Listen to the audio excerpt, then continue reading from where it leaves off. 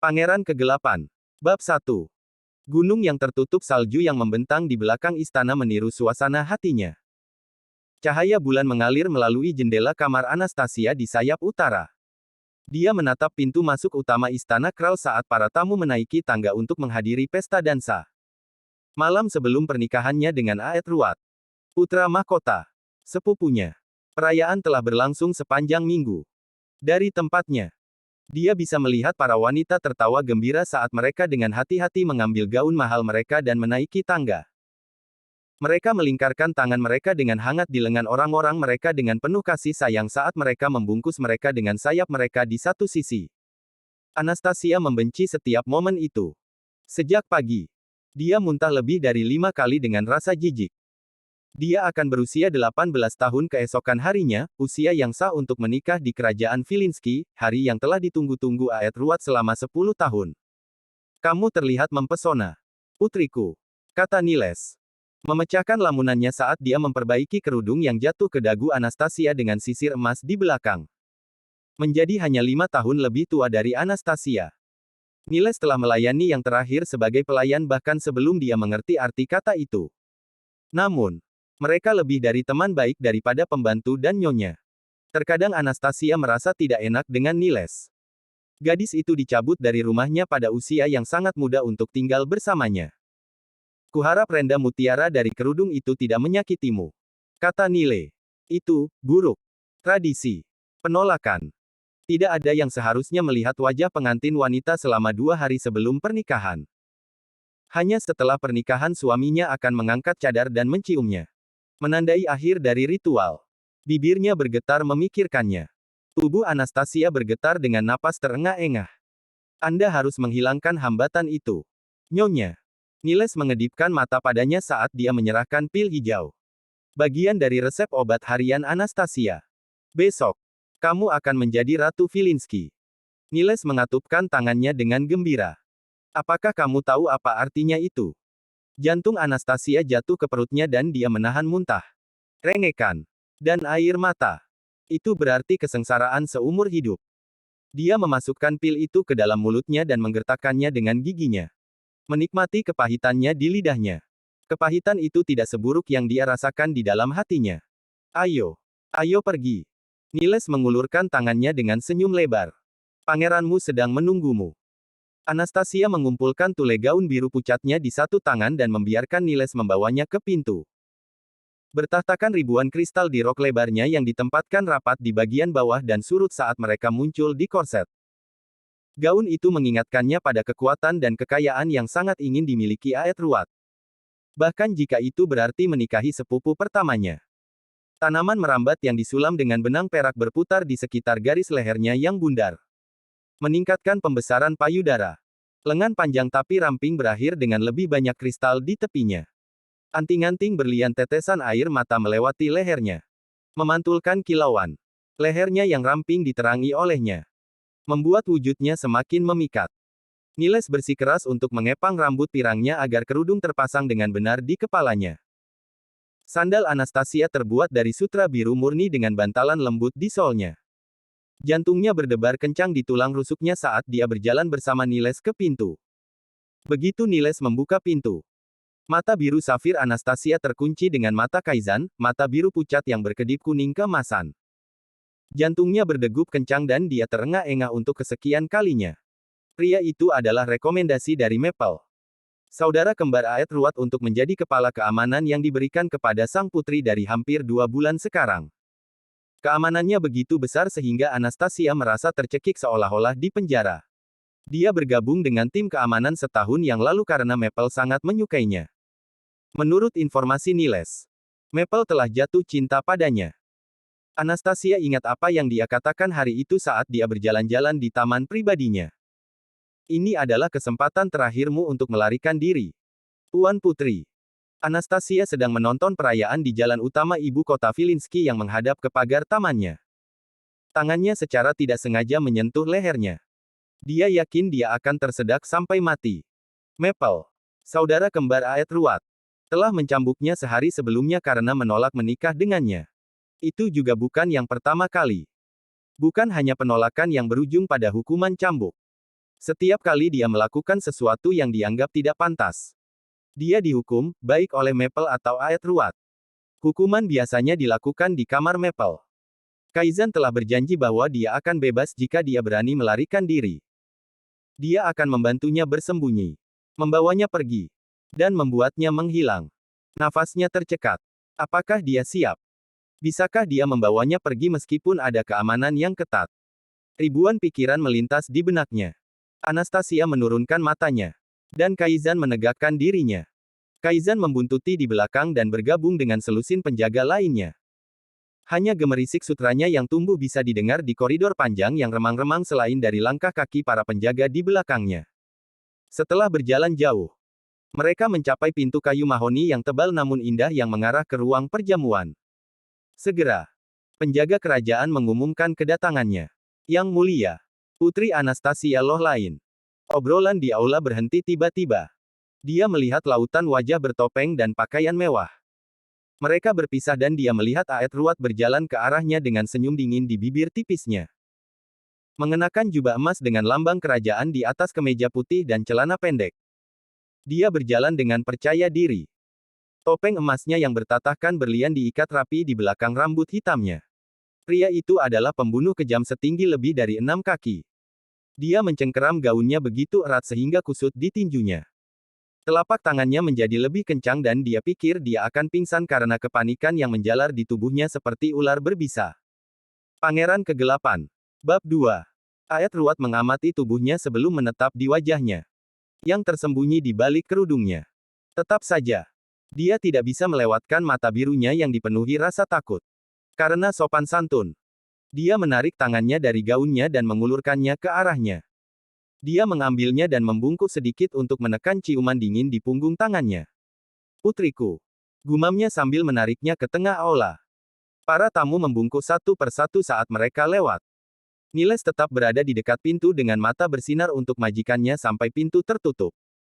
Sementara Kaizen berjalan ke konter anggur. Matanya tertuju pada gadis itu seolah-olah sedang mempelajarinya. Aet Ruat berhenti di tengah aula. Dia membungkuk dan para musisi di balkon atas aula mulai memainkan musik lembut yang berhembus ke seluruh ruangan. Dia menggerakkan jari-jarinya ke tulang punggungnya dan meletakkan tangannya di punggungnya yang kecil.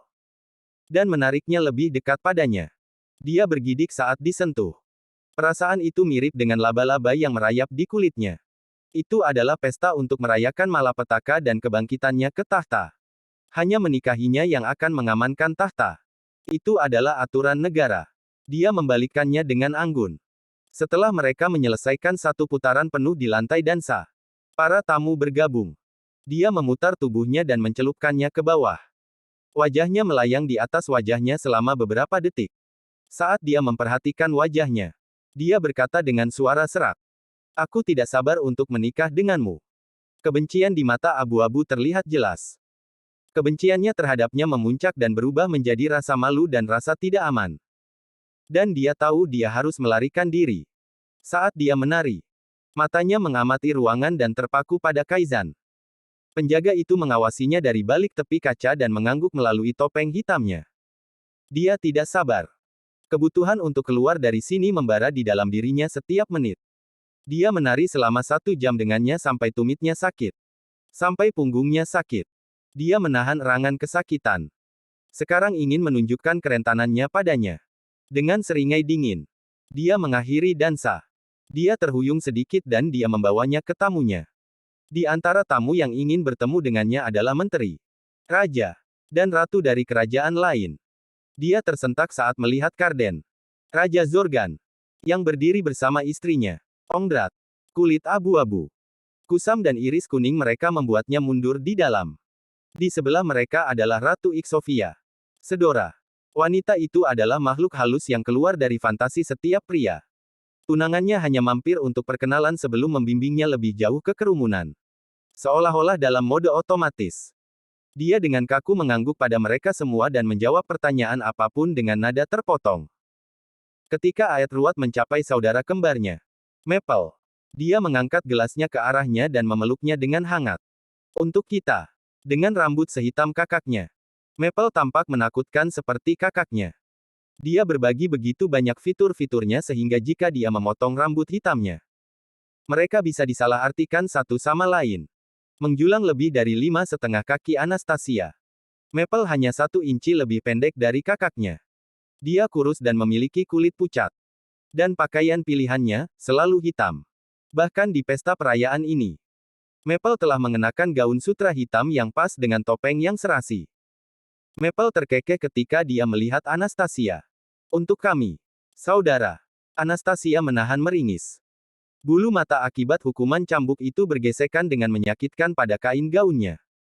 Dengan setiap langkah yang dia ambil, dia merasakan sakit yang menyilaukan.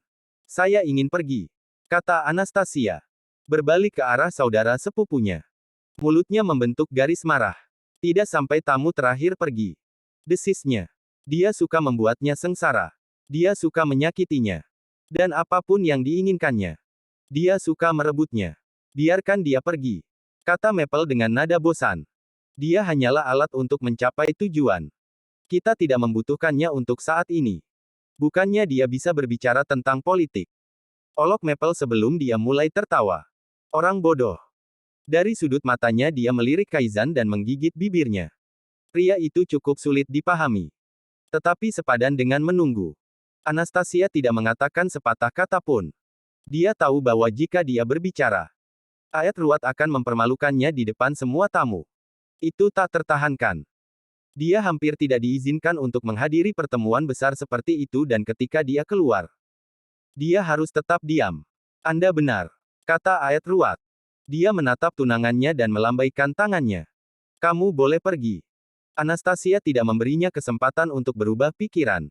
Dia berbalik untuk pergi dan segera bangsawan lain mengepung saudara-saudaranya. Dia bergegas menuju pintu melalui kerumunan orang banyak. Namun, sebelum dia mencapai pintu, sikunya ditangkap dari belakang. Kepalanya dimiringkan ke kiri. Lewat sini, Tuan Putri. Bisik Kaizan dan menuju ke pintu yang berbeda mengetahui apa yang diinginkannya.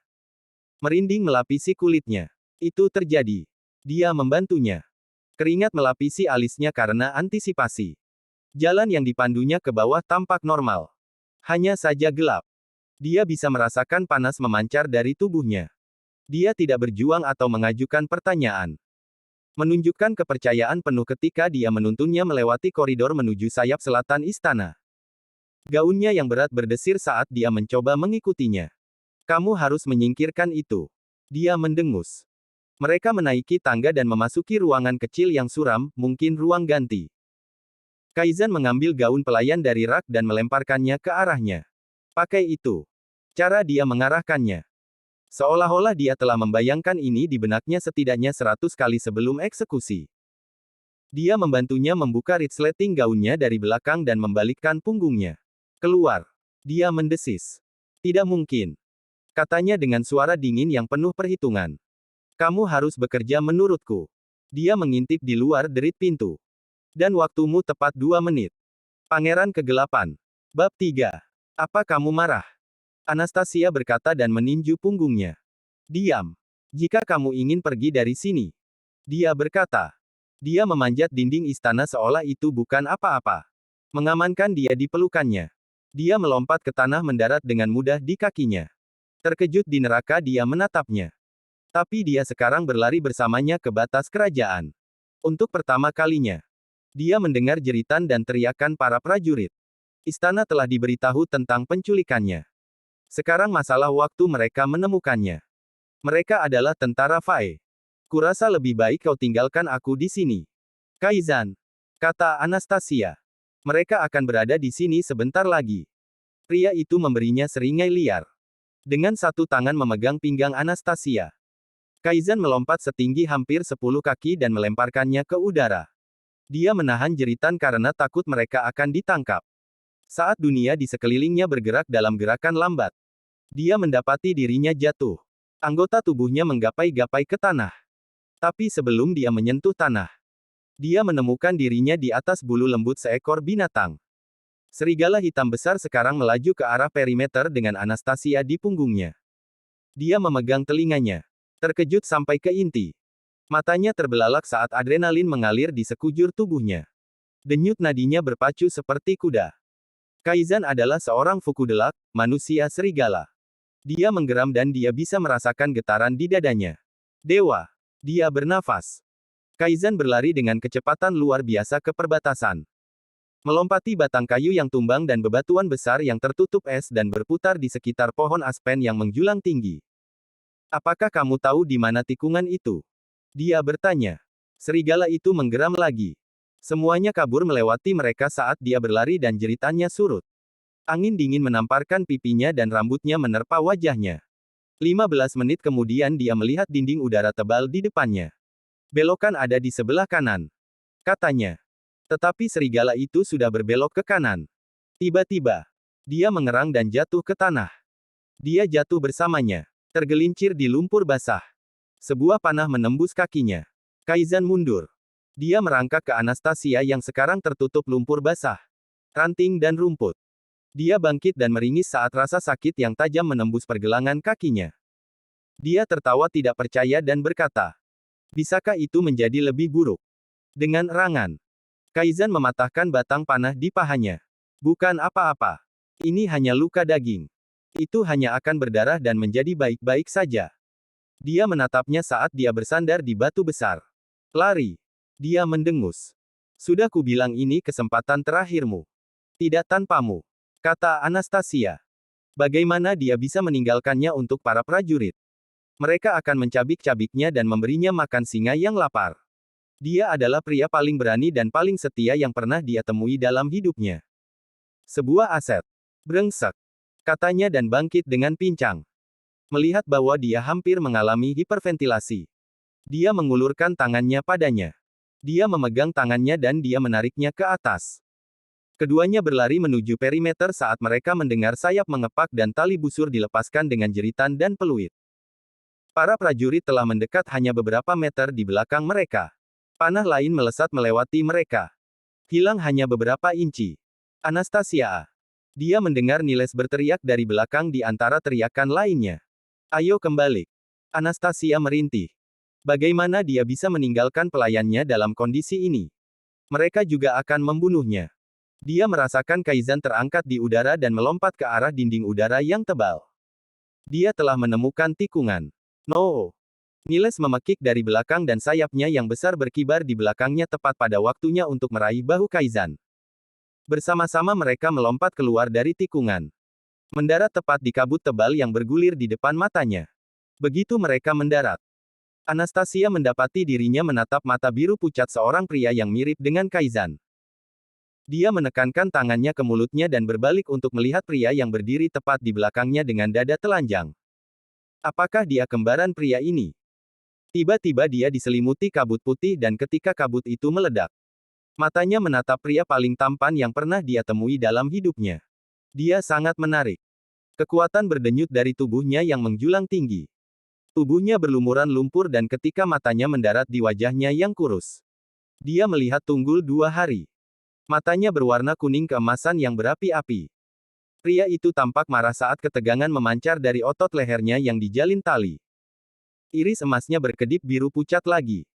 Pada ketinggian 6,5 kaki dia menjulang tinggi seperti pria berbahaya. Bingung dengan perubahan kejadian yang tiba-tiba ini, Anastasia terhuyung mundur dan dia segera ditahan oleh Kaizan yang asli. Manusia serigala melangkah maju dan membungkuk sedikit. Saya Ileus. Yang mulia. Mulut Anastasia jatuh ke lantai. Ileus. Siapa dia? Tatapannya beralih ke Niles yang sedang membersihkan debu di pakaiannya dan terbatuk-batuk. Dia bergegas ke Anastasia dan memegang tangannya. Putri. Apa yang telah kamu lakukan? Dia berkata dengan mata selebar piring dan tubuh serta sayapnya bergetar seperti daun kering. Ayo kita kembali. Dia menarik tangannya tapi Anastasia tidak bergerak. Jangan gila. Tuan Putri.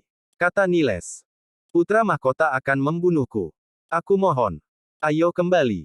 Dia menatap Ileus dan berteriak. Bawa kami kembali. Penipu. Kamu telah menipu kami. Jika kamu tidak membawa kami kembali sekarang, aku akan mencakar wajahmu tanpa bisa dikenali. Dada Ileus bergemuruh. Mundur. Dia menggeram. Dengan teriakan yang menakutkan, Niles menyerangnya dengan cakar tajamnya terjulur. Dia memukul mundurnya dan dia jatuh sekitar 20 kaki jauhnya di lumpur basah. Tidak sadarkan diri. Seorang wanita datang tepat dan mengikat tangan dan kakinya. Anastasia tahu bahwa Niles baik-baik saja. Dan ini adalah misi yang terlalu penting untuk dibahayakan oleh kejenakaannya. Dia kembali menatap Ileus dengan ekspresi apa sekarang.